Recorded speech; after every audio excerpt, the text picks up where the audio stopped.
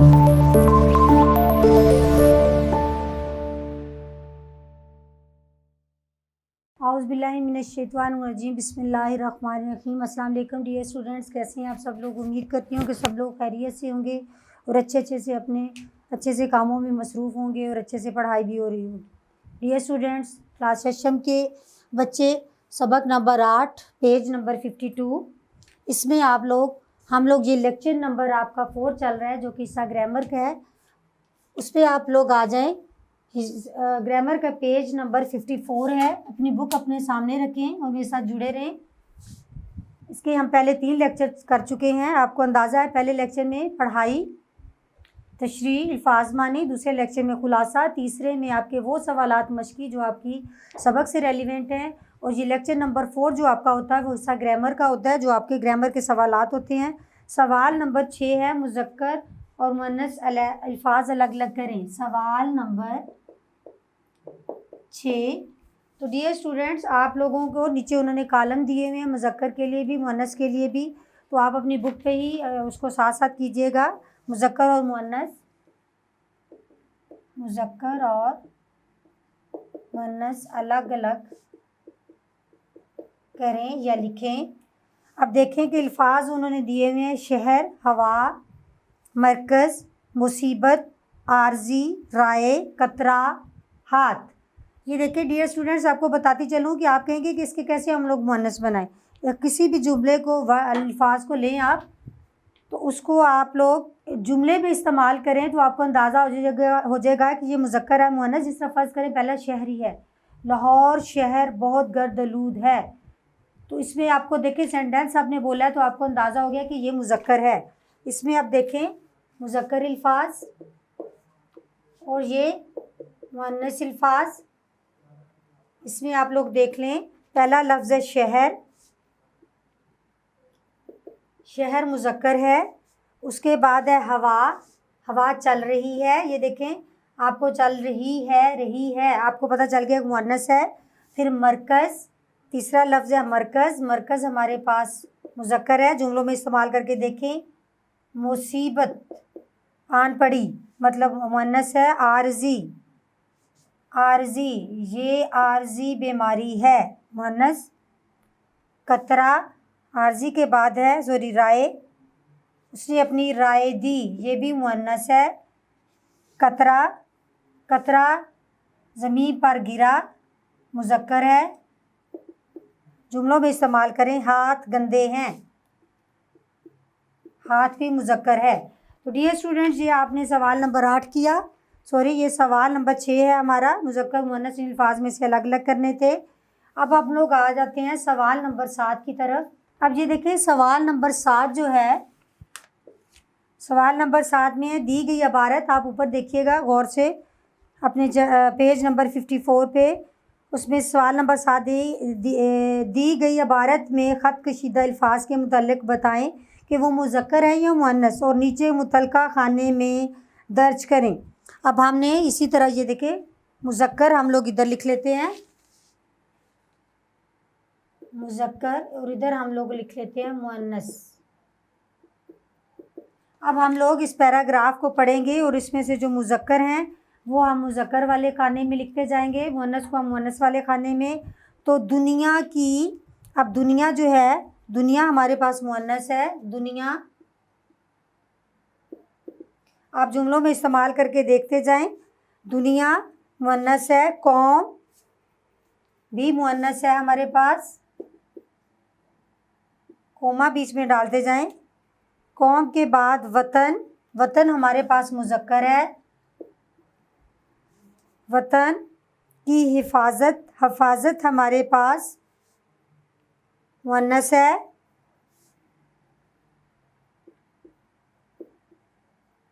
हफाजत मुअन्नस है हमारे पास। इसके बाद अगला देखें फ़र्ज़, फ़र्ज़ हमारे पास है मुज़क्कर। फ़र्ज़ आप जुमलों में इस्तेमाल करके इनको परख सकते हैं कि ये मुज़क्कर है या मुअन्नस। आवाम, आवाम हमारे पास मुअन्नस है। आवाम के बाद अगला लफ्ज़ देखें मुसल्ला अफवाज, मुसल्ला अफवाज मुज़क्कर है। मुसल्लह अफवाज, मुसल्लह अफवाज हमारे पास मुज़क्कर है। वतन, वतन भी हमारे पास मुज़क्कर है, पहले भी हम लोग लिख चुके हैं, वतन 2 दफ़ा आ गया है। सलामती, सलामती हमारे पास मुअन्नस है, सलामती। सलामती के बाद आप देखें बहादुरी, बहादुरी भी हमारे पास मुअन्नस ही है। बहादुरी के बीच में कोमा आ रहे हैं। बहादुरी के बाद दिन रात, दिन हमारे पास मुज़क्कर है और दिन हमारे पास क्या है, मुज़क्कर, और रात हमारे पास क्या है, मुअन्नस। उसके बाद आप देखें दुश्मन, दुश्मन हमारे पास मुज़क्कर है, दुश्मन हमारे पास मुज़क्कर है। तादाद, तादाद हमारे पास मुअन्नस है। तादाद के बाद आगे देखें हौसला, हौसला हमारे पास मुज़क्कर है। तो डियर स्टूडेंट्स, मैंने पहले भी बताया कि क्या करना है आपने, मुज़क्कर मुअन्नस ऐसे अल्फाज इनको आप जुमलों में इस्तेमाल करें तो आपको अंदाज़ा हो जाता है कि ये मुज़क्कर है, ये मुअन्नस। जिस तरह पहले मैंने सवाल नंबर 6 में आपको मिसाल दी है। सवाल नंबर 8 हमारे पास आ गया है कि दर्ज झैल इबारत को गौर से पढ़ें और बताएं कि बिल्ली, कुत्ता, मुर्गी और अंडा मुज़क्कर हैं या मुअन्नस। ठीक हो गया। अब ये इबारत है, इबारत में से, इबारत में से मुज़क्कर और मुअन्नस अलग अलग करें। अब इबारत आप देखें, मेरी बिल्ली बहुत खूबसूरत है, बिल्ली जैसी बिल्ली आई आपको फ़ौरन पता चल गया कि ये मुअन्नस है, बिल्ली बहुत खूबसूरत है। और मेरा कुत्ता बहुत वफ़ादार है, देखिए जुमले में आया कुत्ता मुज़क्कर हो गया। मगर मेरी मुर्गी बहुत बुरी है, मुर्गी मुअन्नस आ गई, गुड हो गया। हर वक्त शोर करती रहती है, ताहम उसका अंडा खाने में बहुत मज़ेदार होता है, होता तो मुज़क्कर आ गया। तो अब इसमें हम लोग क्या कहेंगे, इसमें मुज़क्कर कौन से अल्फाज हैं और मुअन्नस कौन से, दो दो अल्फाज हैं। मुअन्नस हमारे पास हैं बिल्ली और मुर्गी, बिल्ली, मुर्गी, और दूसरा हमारे पास कुत्ता, और दूसरा क्या है, अंडा। ये हमारे पास मुज़क्कर हो गए। तो डियर स्टूडेंट्स, आपको बहुत अच्छे से मतलब ऐसे अल्फाज जिनके आप मुज़क्कर और मुअन्नस आपने चुनने होते हैं, उनको जुमले में इस्तेमाल करके उनको अलग-अलग कर सकते हैं। सवाल नंबर 9 में उन्होंने बताया, आपने ज़रा फ़ोन कर लूँ में बयान की गई कहानी पढ़ी या सुनी। इसमें बयान किए गए 2 किरदार, शेख नबी बख्श जो सबसे पहले ख़बर लेने आया था मुसन्निफ़ की, और मीर बाकर अली सिंदेलवी के बारे में अपनी ज़ुबानी राय से साज़ा मोहतरम और साथी तलबा को आगाह करें।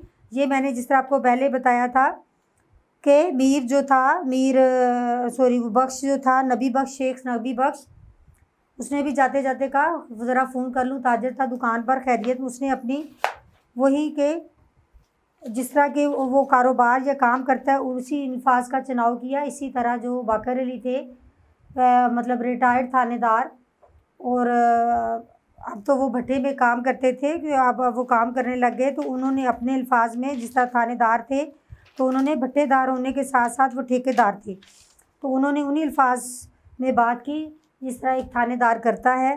तो अपने साज़ा मोहतरम अपने साथियों के साथ आपस में आप उन दोनों करैक्टर का मुवाज़ना करें। तो सबक की आप तशरीह में मैंने उन दोनों का मुवाज़ना किया, खुलासे में भी उनके बारे में बताया, तो वहाँ से आप मदद ले सकते हैं। सवाल नंबर आगे दरख्वास्त लिखना देखें 10। दरख्वास्त लिखना, दरख्वास्त क्या होता है, अर्ज़ी, अर्ज़ी होता है रिक्वेस्ट करना, रिक्वेस्ट भी कर लें, दरख्वास्त, अर्ज़ी, यानी किसी से आप दरख्वास्त करें, इल्तजा करना, इल्तजा करें, दरख्वास्त लिखना ये होता है। ज़रा सुनिएगा गौर से, पेज नंबर है 55 और सवाल नंबर हमने अब करना है 9, 10। सवाल नंबर हमने क्या करना है, 10 सवाल है। हसूल सर्टिफिकेट की दरख्वास्त, हसूल सर्टिफिकेट की दरख्वास्त लिखे पहले आप ये गौर से सुने कि दरख्वास्त लिखने का तरीका साथ साथ बताऊंगी। जब दरख्वास्त लिखेंगे एक दफ़ा आप सुन भी लें। दरख्वास्त लिखना, दरख्वास्त का मतलब है अर्ज़ करना, अर्ज़ी भी इसको कहते हैं, इल्तिजा करना। दरख्वास्त किसी ख़ास मकसद के लिए लिखी जाती है। दरख्वास्त लिखने के चंद असूल ज़वाबत होते हैं, यानी दरख्वास्त हमें नहीं आप लिखने जाते, कुछ असूल ज़वाबत ग्रामर की रूप से उनको मद्देनज़र रखना होता है। सबसे पहले दरख्वास्त का उन्वान लिखा जाता है। आज का जो बोर्ड पैटर्न है उसके मुताबिक आप बड़ी क्लासेस में आ रहे हैं।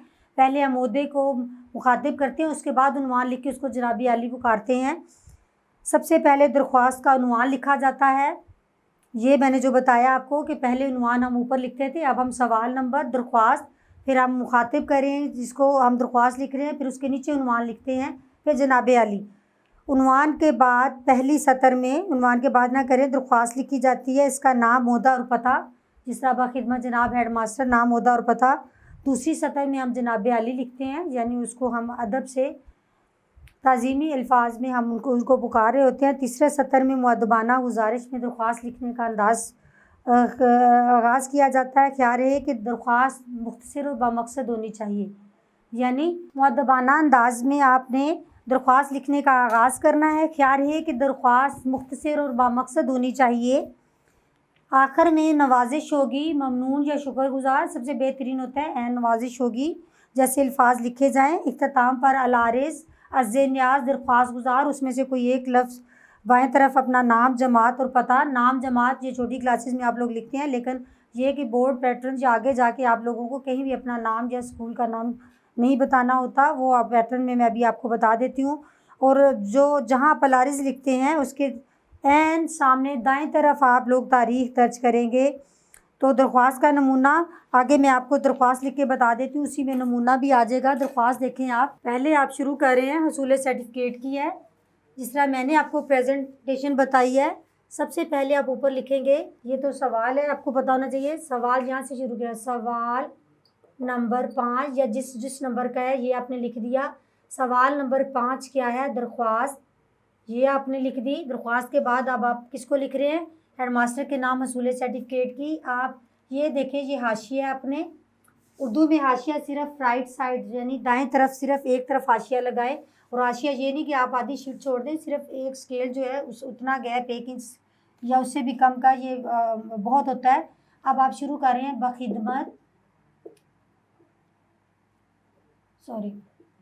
बाखिदमत जनाब headmaster comma government high school comma, आप साहब नहीं लिखेंगे, जनाब लिखेंगे या साहब।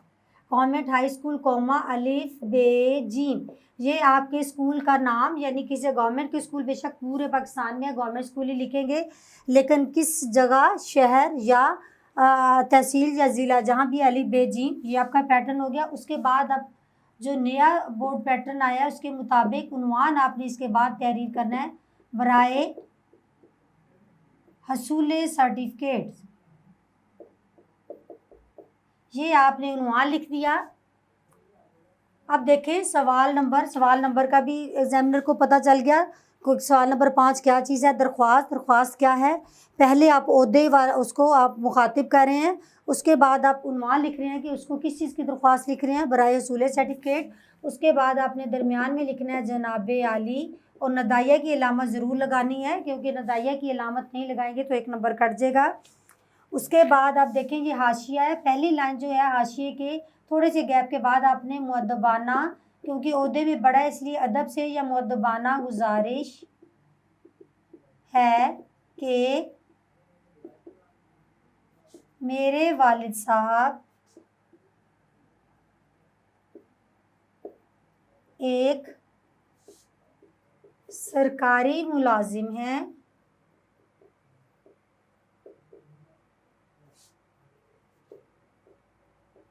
उनका तबादला यहाँ से, यहाँ आप लिख रहे, इसलिए यहाँ लिख रहे हैं कि आप अपना शहर शो नहीं करेंगे, मतलब पेपर वाले को पता चले। यहाँ से तबादला जहाँ हो गया उस शहर का लिख रहे हैं, यहाँ से कराची। दूसरी लाइन आपने हाशिए के साथ से शुरू करनी है, बिल्कुल हाशिए के साथ। कराची हो गया है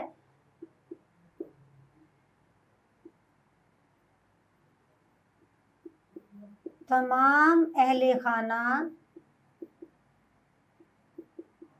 खाना घर वाले उनके साथ अपनी रिहाइश कराची मुंतकिल कर रहे हैं।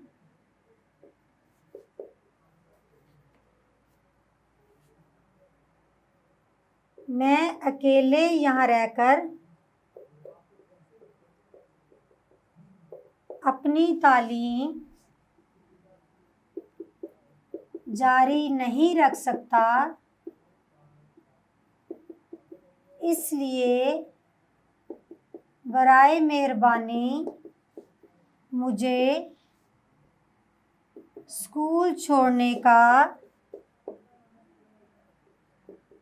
सर्टिफिकेट अनायत फरमाएं।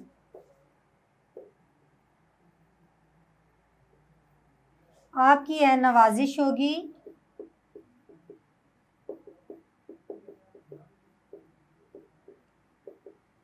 अल-आरिज़ अज़-ए-नियाज़ या दरख्वास्त गुज़ार, इसमें से एक लफ्ज़ लिखना है। अल-आरिज़, ठीक है। अल-आरिज़, आपका ताबिया फरमा हमज़ा छोटी ये बड़ी ये। अल-आरिज़, इस साइड पे आप डेट लिखेंगे 15 अगस्त। डेट के बाद आप हल्की सी डैश डालेंगे, फिर पूरा महीना। अल-आरिज़, आपका ताबिया फरमा, आगे आप यहाँ भी लिख सकते हैं मुताल्लिम होता है तालिब इल्म, जमात शशम। आपने नाम कभी शो नहीं करना, हमज़ा छोटी ये बड़ी ये। अल-आरिज़, आपका ताबियादार नहीं लिखेंगे, ताबिया फरमा लिखेंगे। आपका ताबिया फरमा मुतल्लिम जमात शशम, हमज़ा छोटी ये बड़ी ये। तो डियर स्टूडेंट्स, ये आपकी दरख्वास्त होगी असूल सर्टिफिकेट की। इसमें आपको आगे मैं इसके नंबरों की डिवीज़न अभी तो नहीं बताऊंगी, किसी दिन मैं दरख्वास्त का पूरा पैटर्न बताने के बाद बताऊंगी कि किस जुज़ के कितने हिस्से होते हैं। अब सवाल नंबर 10 की तरफ आ जाएँ आप। सवाल नंबर 11, कोई मज़ाहिया कहानी या वाक़या सोचकर अपने अल्फाज में लिखें। आपकी ज़िंदगी में बहुत सारे ऐसे वाक़यात होते हैं जिसको सोच कर या घर में बैठकर आप हंसते हैं, सब मिलकर बैठ के उसकी बातें करते हैं। तो बराए मेहरबानी आप ऐसे ही कोई वाक़या सोचें या ऐसी कोई बात सोचकर उसको अपनी कॉपी पर कलम बंद करें और अपने उस्ताद को चेक करवाएं। उम्मीद करती हूँ डियर स्टूडेंट्स आपने भरपूर फ़ायदा उठाया होगा। देखें, ये जो मैं चीज़ कहती हूँ कि ये करें, उस्ताद को दिखाएं, ये आपकी सेल्फ ग्रूमिंग, मतलब आप लोगों को खुद से लिखना आए।